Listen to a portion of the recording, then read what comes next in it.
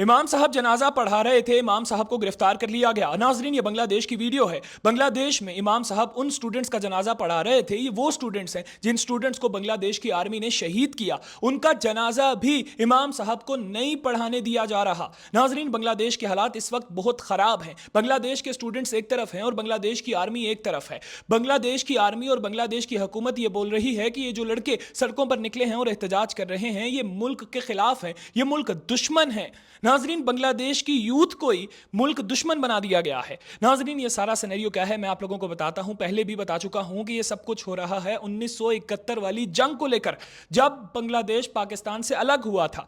नाजरीन, अगर आप लोगों को याद हो, पहले बांग्लादेश पाकिस्तान का हिस्सा होता था, लेकिन फिर 1971 की जंग के बाद बांग्लादेश अलग हो गया। तो अब बांग्लादेश की आर्मी ने क्या किया?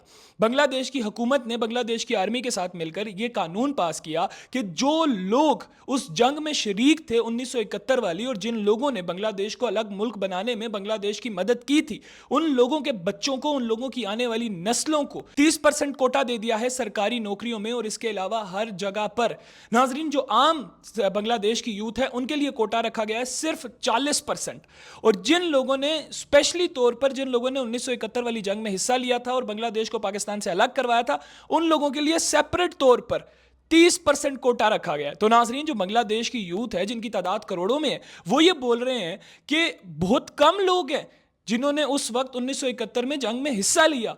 तो अब आप उन लोगों को नौकरियां दे रहे हैं, हमारा हक आप लोग ले रहे हैं कि हम पूरा बांग्लादेश एक तरफ 40% कोटा, और वो चंद लोग जिन्होंने 1971 वाली जंग में हिस्सा लिया, उनकी नस्लें बहुत कम लोग, उनके लिए 30% कोटा। तो अब बांग्लादेश की यूथ अपना हक मांग रही है और बांग्लादेश की यूथ का ये कहना है कि हमें हमारा हक दिया जाए। ये जो 30% कोटा है, इस 30% कोटे को हमारे 40% कोटे के साथ मिला दिया जाए और टोटल यूथ का 70% कोटा कर दिया जाए। यूथ नौकरियां ले 70% कोटे पे, वो भी हमारी तरह आम इंसानों की तरह नौकरियां लें। लेकिन नाजरीन, अब बांग्लादेश हुकूमत ये बात मान नहीं रही और उधर बांग्लादेश आर्मी को बुला लिया गया। और नाजरीन, बड़े हालात खराब है इस वक्त बांग्लादेश के। आप सबसे गुजारिश है, खुदा दुआ करें। शुक्रिया।